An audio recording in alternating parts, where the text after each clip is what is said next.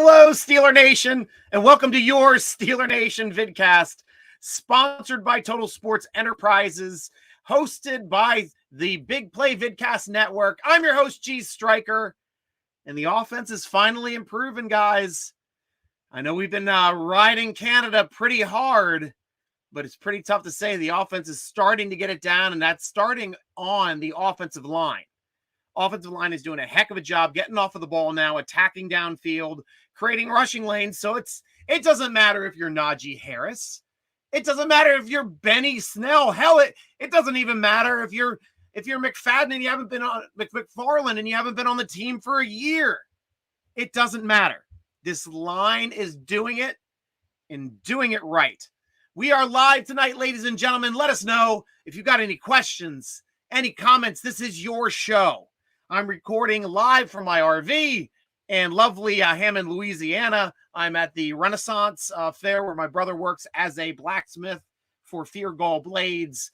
Really cool place. That's where Chris Farrell is the master blacksmith, and he won the episode 2, season 1 tournament for Forged in Fire. So really cool guy to talk to, really cool guy to hang out with. How you doing, guys? Hey, Miles, Stryker, it's dub season. We finally got another dub there, Miles. I think you're part of it being on our show, man. We are live. Thank you, Michael Hall of Fame. Good to talk to you, man. Michael Scott Joyner, how you doing, sir? What's up, Stryker? I know you're not a huge Snell fan, but you have to admit he played well last night. Clearly, Michael, yeah, I completely agree. There's certain feelings that I have about certain players. Like everybody knows how I feel about Edmonds, yet Edmonds had a hell of a game last game. I'm happy that he's starting to make some plays, getting a sack up there in the backfield, popping people downfield now a little bit more. So really liked what I saw out of Edmonds last game. And I cannot deny Benny Snell. He was running as hard as he did in college. That looked like the college Snell. That looked like Benny Snell football. Hitting the hole hard, head down, keeping those quick feet together, tight to his body, bouncing off would-be tacklers, making plays. It was gorgeous to watch. That we got to see the speed too on McFarland. When he hit that first break on the first block that he had, when he wasn't touched till 8 yards down the field, when he had to make a move, that was phenomenal to watch. Absolutely loved every part of that. And I think he's the only player on our team that if he gets open as a running back, that isn't a wide receiver, I should say, that when he gets open in a hole, I can see him taking it to the house. Shades of Fast Willie Parker, dare I say. Very dark shades. Very thick, dark shades.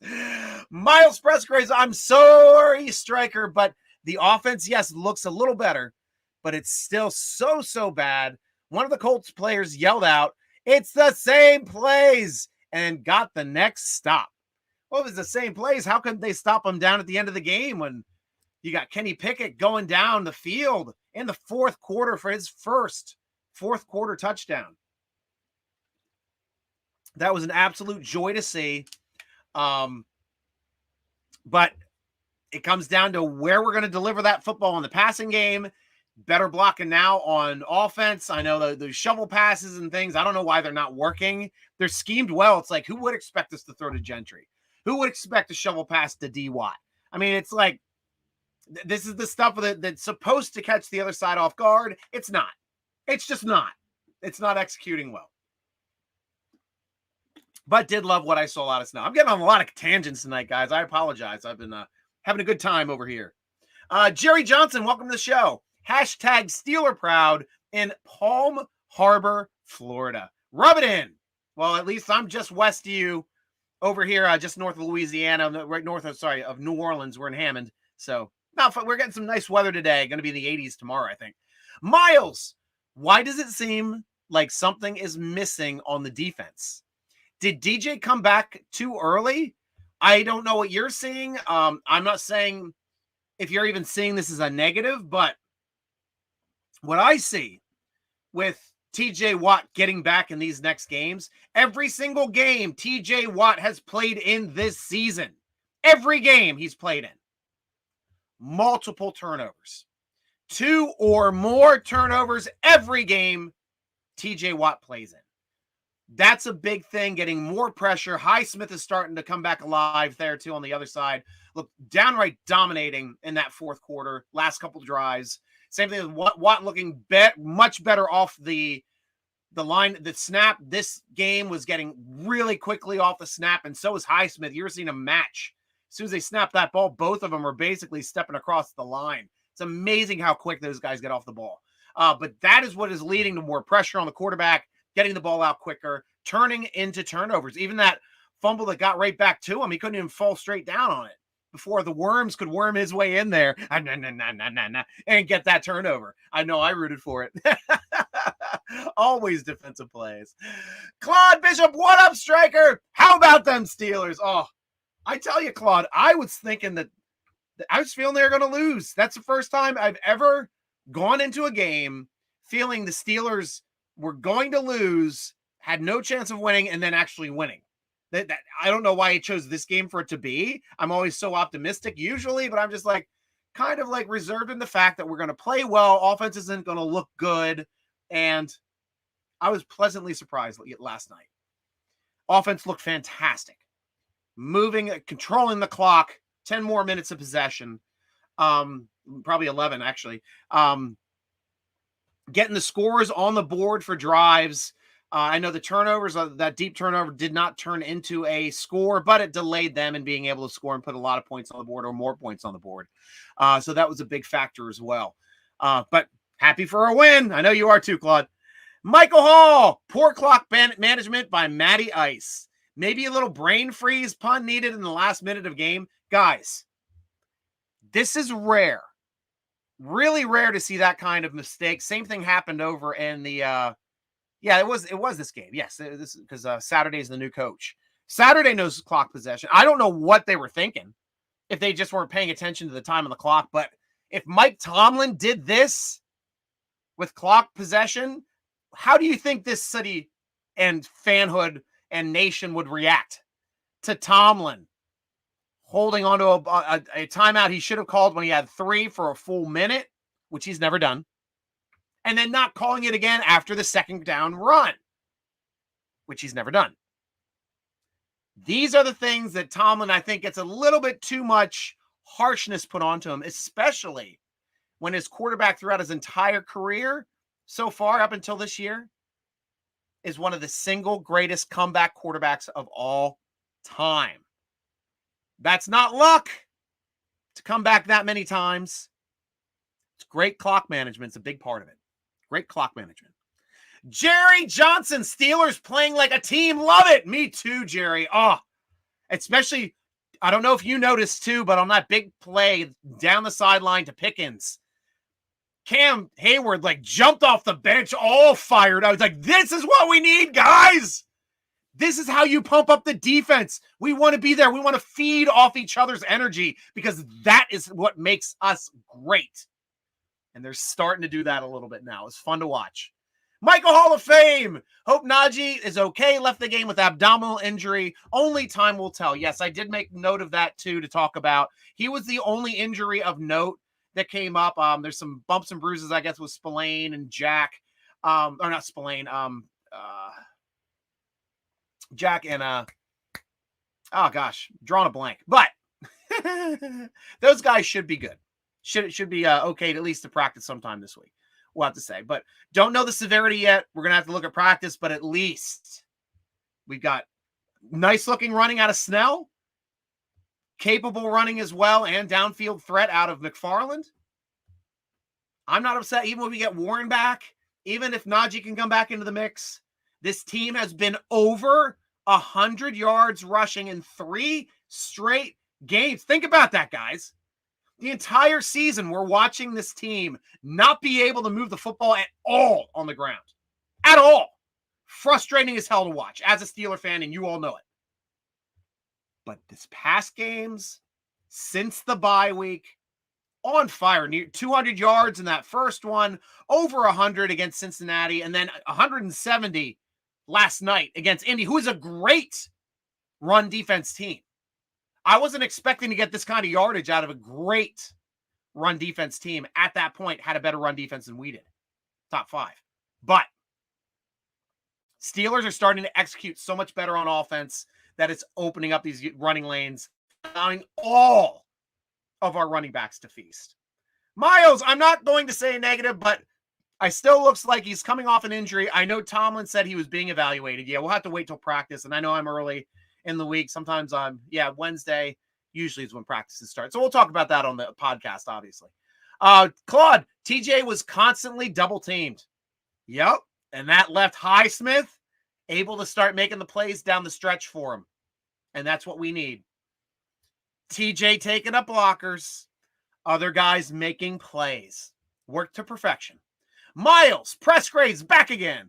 Also, I'm really happy to see Pickett coming into his own, played amazingly, and Pickens again with an amazing catch on the sidelines. Never fails to impress. Yeah, he's starting to make those wow plays down the field for us now. Remember, Claypool did a lot of that his rookie season as well, even more plays, I'd say, than Pickens has at this point, but still a lot of good things to be happy about in the progression of George Pickens. Don't like his drops. And don't know why he doesn't take the heat that DJ does when he drops balls and he drops touchdowns. George Pickens dropped the touchdown that would have walked him right in the end zone. It was a little low. He had it right there in the basket, both hands on it. Game before against Cincy, dropped it. Nobody said anything about Pickens. But DJ coming around, didn't run the right angle or get the angle right.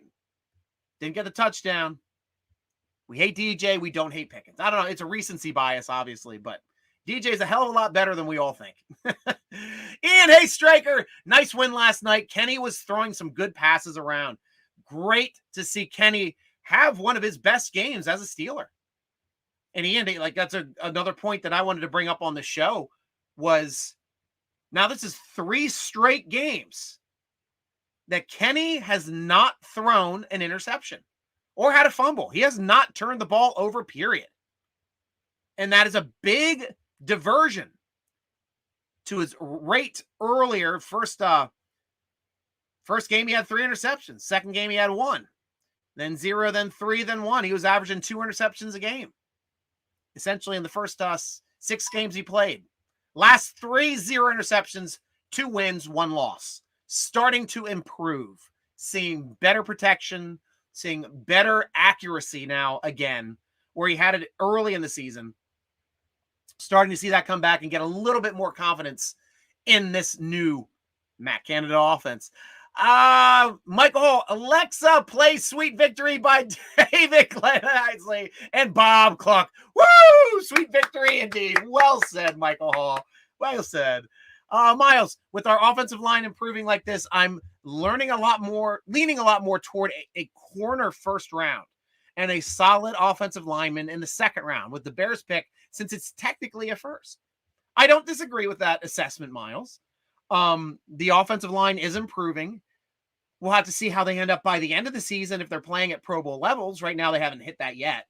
We're seeing some gritty performances and some tough blocking now, but still have to wait until we get to that point. But I'm still under a high percentage chance of them taking, if they have a shot between offensive tackle and cornerback, I want an offensive tackle.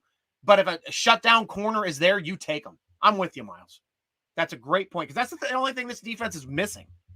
One more shutdown corner. I don't know if Witherspoon was better. He obviously was statistical-wise, but hopefully we get him back someday as well. Michael Hall would have been another 30-point game if that throw to DJ or Pickens was made a second or 2 earlier, but still happy with another heart attack result.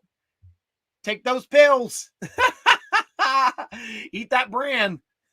Make sure you got that fiber in your diet there, Michael. I don't want to see you have a heart attack from this game. Claude Bishop. Hey, Stryker. Have you ever been to a Steelers away game? I've been in Washington and Baltimore, and I hated both fan bases. Yeah, I actually went to a Monday Night Football game in Washington once. Honestly, and my friends at the time, they were Washington season ticket holders. So they took us with their tickets. We had a blast. Walking into the stadium felt like a home game. Sometimes you get some of those games in those lower matchups where their team isn't doing as well. Steelers will fill their stadium. Absolutely. They used to do it in Baltimore when they first were playing in Memorial Stadium. 90% Steeler fans to 10% Baltimore fans the first game they played in Memorial Stadium. Went to 70% next year, 50% the next year, and then got a better hold on it once they started in Pissy Net Stadium or PSI Net Stadium when they first moved to their new digs now, which is now on its third name. Or second name, I guess. Yeah, I guess that was the second. But I digress. Been there. I've been to St. Louis when that was in the Dome. That was the game that Willie Parker broke his leg in.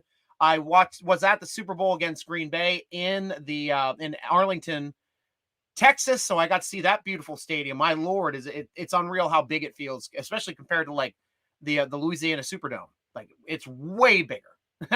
I mean, it feels like you can put a whole Superdome inside of the Jerry Jones's Palace. I mean, it's a really neat place to see games, but that's pretty much it. Just East Coast, saw him in Philly when I lived in Philly, saw him in New York again when I lived in New York, saw him play the Jets there before we lost. Of course, the Jets were terrible. Philly was a preseason game. I got peanuts thrown at the back of my head in a preseason game. Philly fans always top form, and it always depends on where you go. Went to Cleveland. Of course, they hate us in Cleveland as well, but they're fairly civil compared to Baltimore fans. Miles, I think in all honesty, it's because DJ has shown more of it this season than Pickens. I think he's shown more of it. And I understand that you want to see more too. I mean, we all saw it when he ran sideways across. He was trying to make a play, could not get the edge, did not think to cut it right up, which looked like he could have gotten the sticks pretty easily if he put his foot in the ground because he had the guys off balance. But did not going to crucify him for that play. He's trying to make a play. He's not trying to hurt the team. And he makes more plays, obviously, than he hurts us. Michael Hall, Matty Ice is ice against Pittsburgh in his career 0 for 4.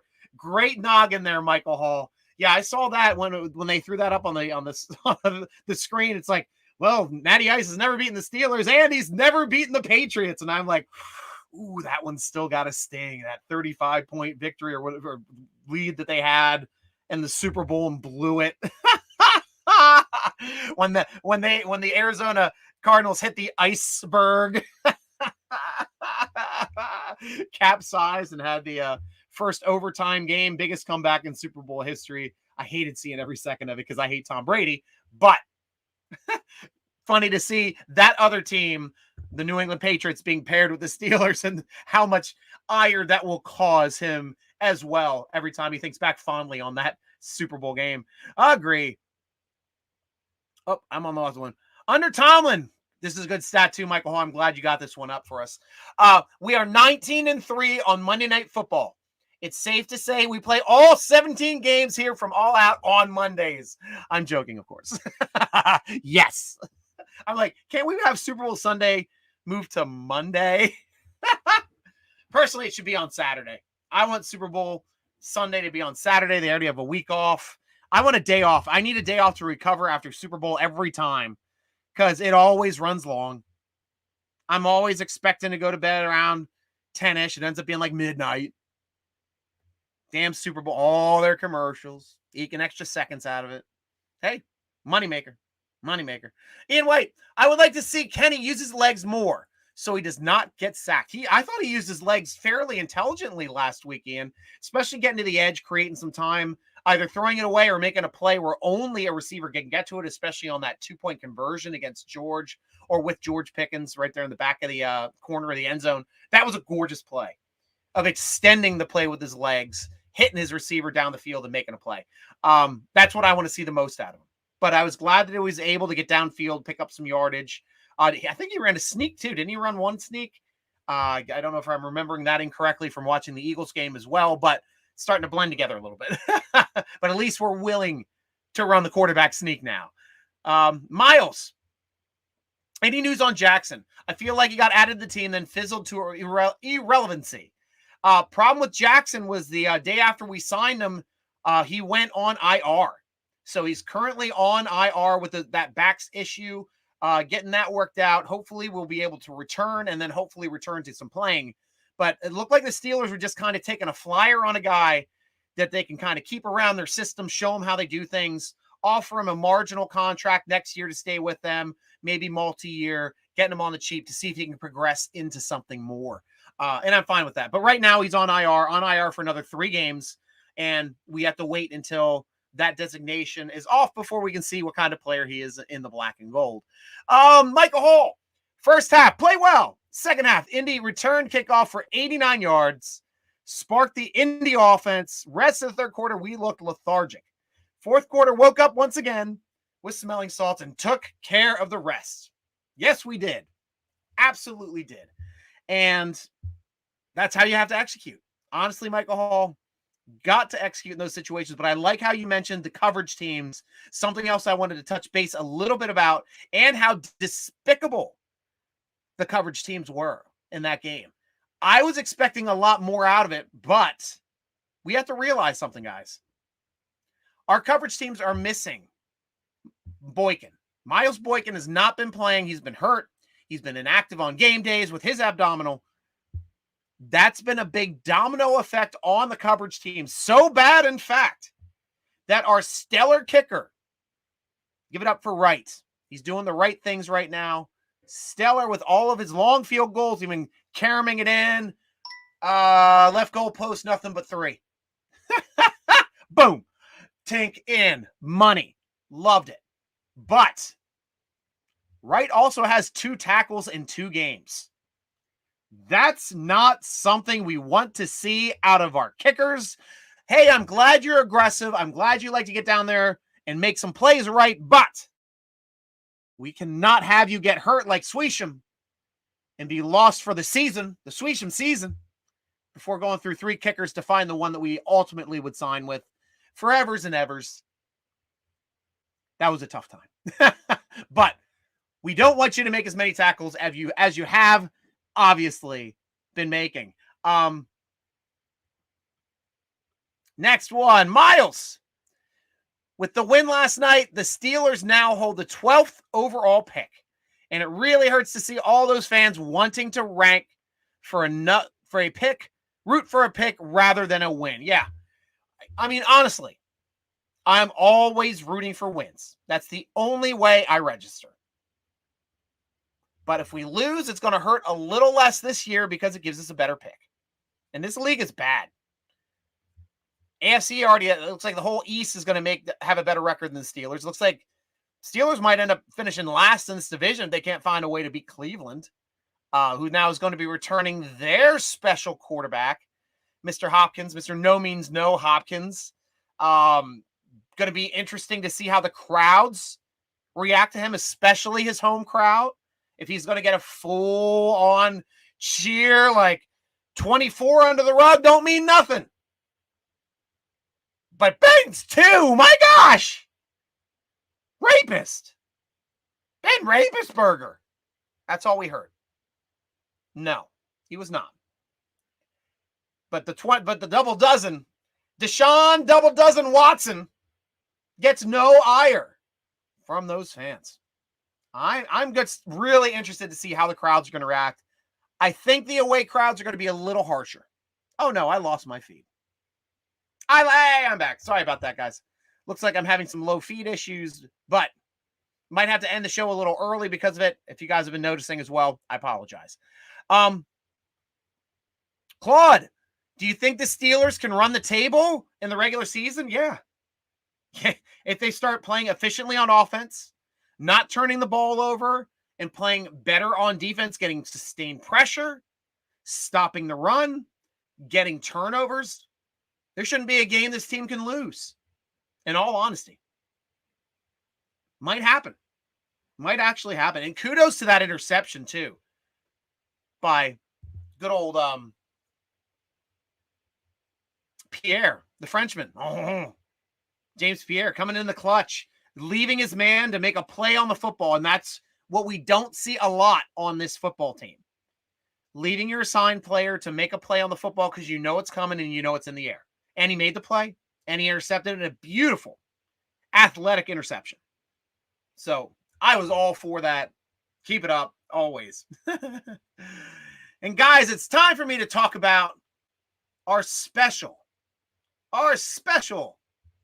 sponsor, good old manscaped.com. Looks like all of our running backs are out there protecting that football, but nobody's protecting that football better than Kenny Pickett these 3 weeks. He's all for making sure these balls are taken care of as best as they possibly can. And nobody else cares for balls more than Manscaped. They'll care for your balls just as much. So go out there and get the platinum package. It comes with the lawnmower trimmer, the weed whacker ear and nose trimmer, the ball deodorant, the body wash with 2-in-1 shampoo and conditioner, boxer briefs with the special pouch for the little guys, and a travel bag for keeping it all locked up and together. So come on over to Manscaped. Use promo code SteelerNation, all capital letters, all one word, for 20% off and free shipping. Free! Free! Yes, my dog's so excited. She's asleep. Free shipping, Liza.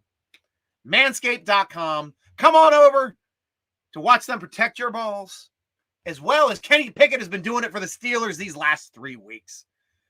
Thank you guys very much. I love that read.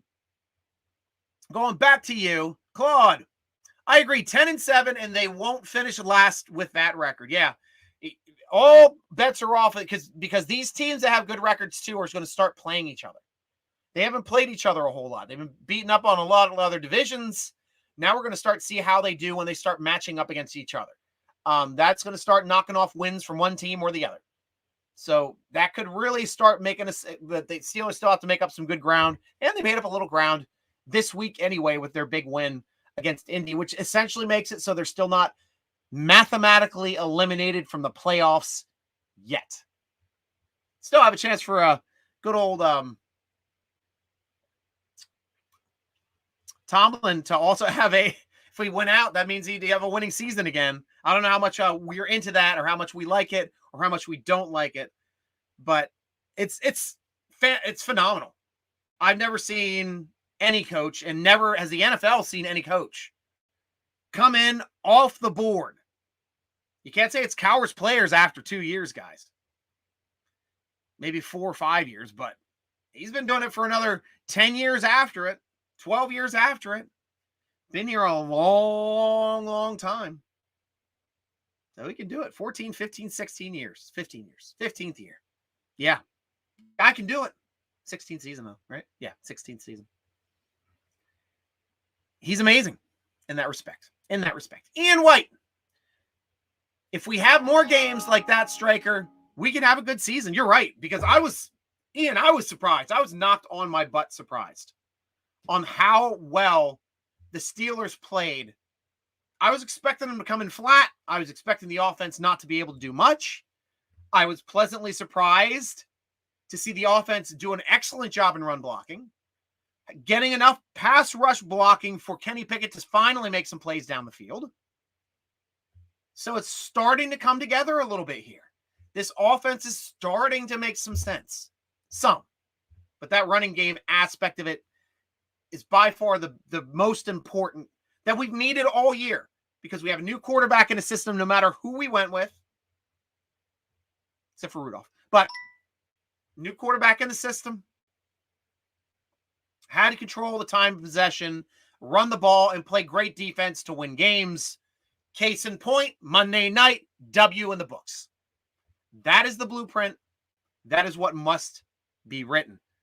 I was also happy to see Highsmith get another forced fumble. Now has 4 forced fumbles. I think that ties for the league lead in the most amount of fumbles forced. And number 1 for edge rushers. So great job. Kudos to you, sir. Getting your 4 turnovers to go with your now double-digit sack total. We now have a new member of the Steelers double-digit pass rush club. Anthony Highsmith, come on down. You're in. You're on. We love you. You're doing great. You're a great compliment to Tiberius James Watt. To Tryptophan Jamboree Watt. Oh, I gotta watch my T there before I say Watt. Yes, that is what his name is on his birth certificate. I'm sorry, I'm a little loopy today. I apologize. Miles! My question is, after the season, do you fire Canada and get a new offense coordinator? Well, I think the season's record is going to take care of it itself. If we show steady improvement like we've been seeing since the bye week on offense, getting to downright, going up and down the field, getting points more consistently like they were doing in the first half again in this game, if that starts to translate into a full 60 minutes, I mean, that seems to be the only way the Steeler fans are going to be happy with Matt Canada from this point out, is if we score a touchdown on every drive through the end of the year. And it will still be like, he sucked in the beginning of the season. We missed the playoffs by a half game. Something like that will happen. Well, we'll walk back on the Matt Canada gangplank, but we still haven't seen all the plays that Matt Canada can do down here. Dare I say, run a flea flicker on a field goal. Dare I say, run a triple option on the goal line. Or better yet, run a triple reverse on the goal line to see how many times they can go back and forth before the defense sacks them, gets them for a big loss. Inside shovel pass to the extra tackle. Extra tackle screen. I can just see those gears are flowing there in Canada's mindset. Sorry, it's entertaining me tonight. Miles. Oh, so I'm surprised Rob isn't in here talking about Tomlin's failures and offensive line and nose tackle. I know. Well, we love Rob. We do. But we have our fans. We have our fans that are positive. We have our fans that are realists. We've got our fans that are a little bit more negative, have things they don't like about the team and don't think that they can fix until certain people leave. And I understand that. It takes all fans to be this fantastic Steeler Nation that we have here. But sometimes players like that don't want to talk if they have nothing to complain about. Canada called a good game. He called a good game the game before, too, especially in the first half. I mean, second half sucked that we went 4 and out 4 straight times to start the second half. I mean, that killed us in the game. That made it so it was not competitive. But we came back in the fourth quarter. First time doing that this season. First time doing that since Big Benjamin did it for us quite a bit ago. Actually, no, we came back in that one game. Kenny got hurt, and he got the win for it. But that was actually the other Trubisky's comeback in that one, where Claypool actually won the game for us. Claypool won the game for us. And we traded him away. I thought we were going to lose extra wins because we don't have Claypool on this team anymore, making those 3rd and 14 conversions down the stretch. Still, Chicago can't even win a game. Every time Chicago loses, a baby angel is born, and that baby angel becomes the Steelers' 2nd-round draft pick, dropping them closer to the first pick in the 2nd round, which technically could be number 32, which in normal drafts is a 1st-round draft pick, but we don't have to pay him like one. And that's what might happen. That would be insane. Insane. We'll have to see how it shapes up. Claude, grade Canada's play calling performance last night. Yes. B. Solid B. I mean, you're a little bit higher than I go, but I think a solid B has been good for him.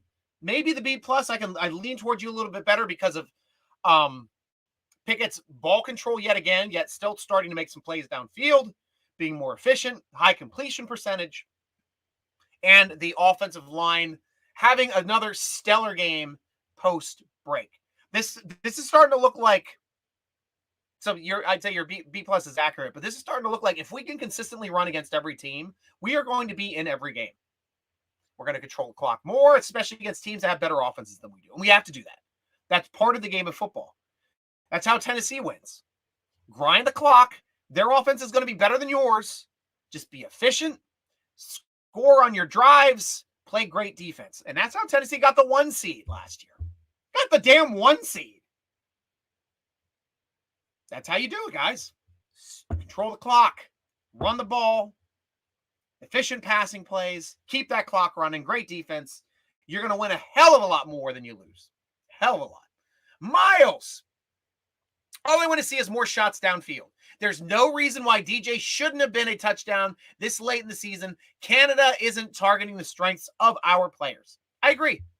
I think we're starting to see some inklings of it now, Miles. At least starting to get to the point where Pickens has to make the decision. I got a one-on-one with Pickett has to make the decision. I've got a one-on-one with Pickens. I've got to put the ball up to watch him try to make a play. And he's been doing it. Got to do it more. Got to do it more. George! Oh, TJ. Do you think Tomlin was too quick to declare Najee a team leader?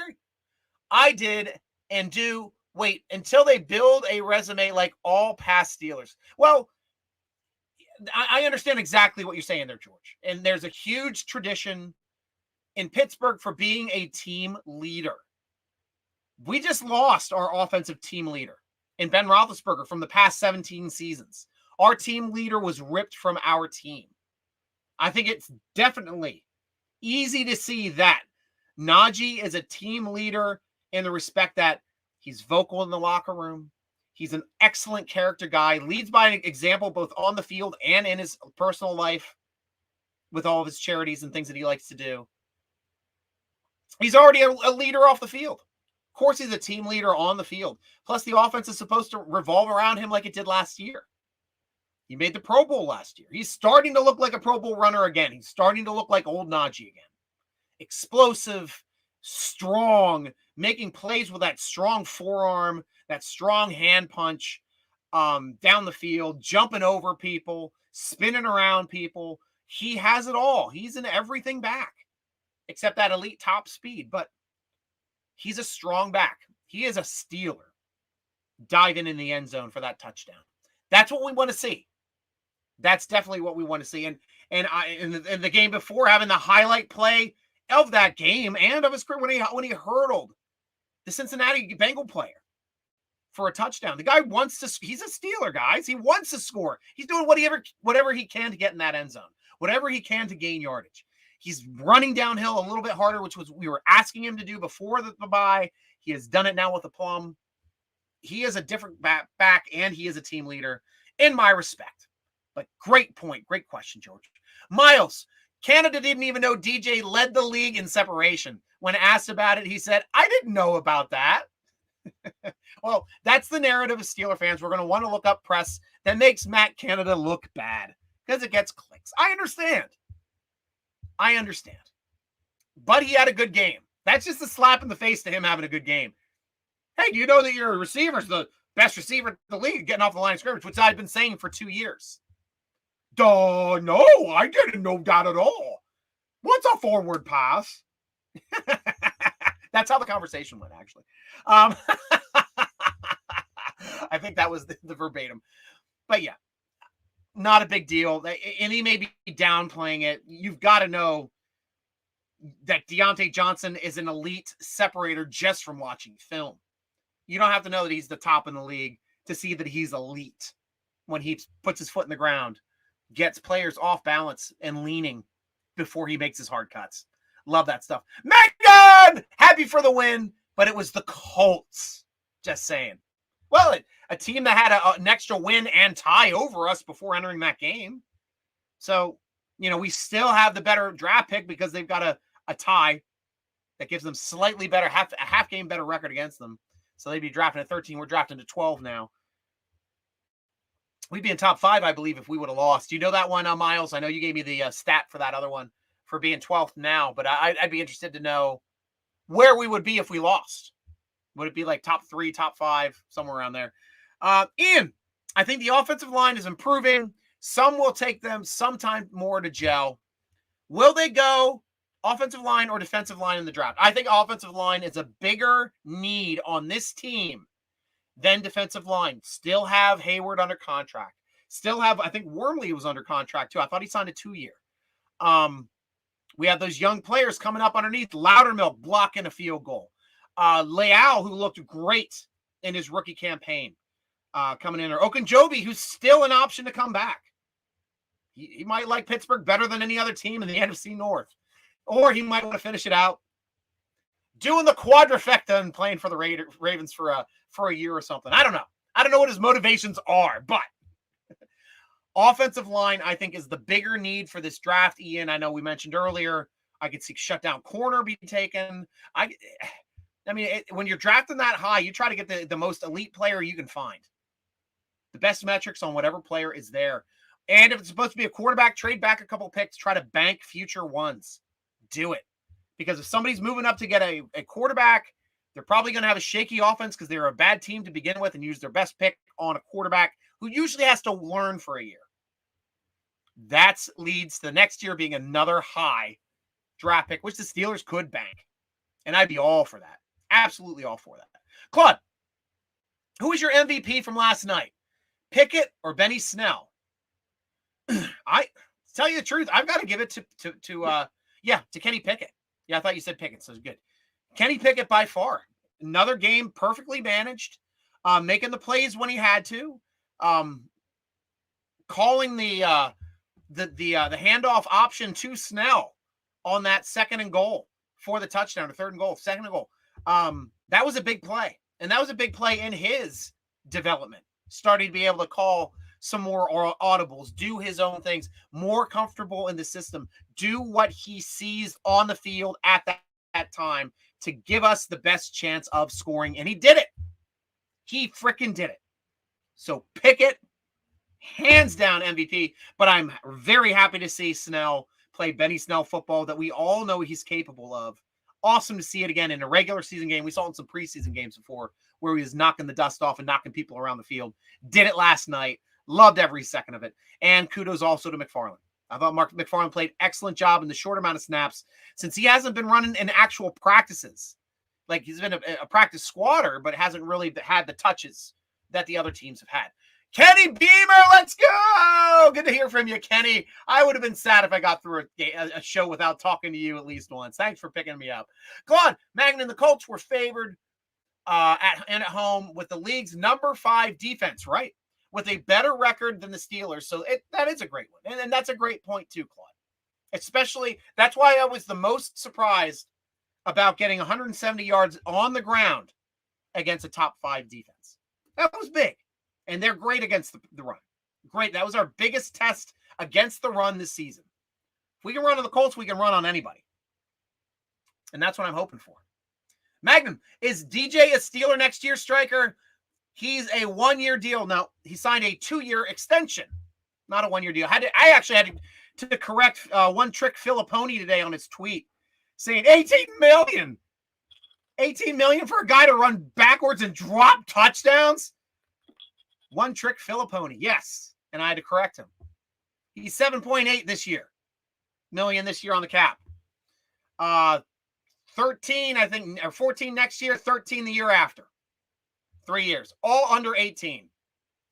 I said, we all know counting is not your strong suit. I stuck it a little bit to One Trick Pony today. Had some fun with it. But he is, because he's under contract. He's under contract for this year, the year after, and the year after that, Magnan. To me, it looks like the out would be in the last year of the contract where he'd only be like $5 million in dead money, which would be his remaining portion of his signing bonus, which was a considerable signing bonus, $6 million, something like that. But I would drop him for $19 million next year. No, that's like AB dropping numbers. When we had 2 years left on his contract, dropped him for $21 million, not far off of 19. My mind's working good on the numbers tonight. This is me not drunk. Haven't been drunk in over a month. Yep. Miles, I think we should still hold the 5th pick. We went from 5th to 12th. Got you. I didn't know if we eked up because I thought Carolina won a game. So I thought they would have jumped up ahead of us, but I'm not sure. Stryker, but thank you for looking that up for me. What if we did a vidcast evaluating college players once the season ends? Sure. Yeah, we'll definitely do that. We'll have actually some of the college writers that we have on SteelerNation.com, Matt Papiernick, Ben McCallion. They've been on the draft shows with us, guys. You know, we really love their input and their insight on these because they follow college football a lot closer than I do. And I am much happier to host those episodes because they have more knowledge than I do. I'm just not as into college football. My heart's been ripped out being a Penn State fan so many times. College football is vote to see who's in, vote to see who's in the Final Four.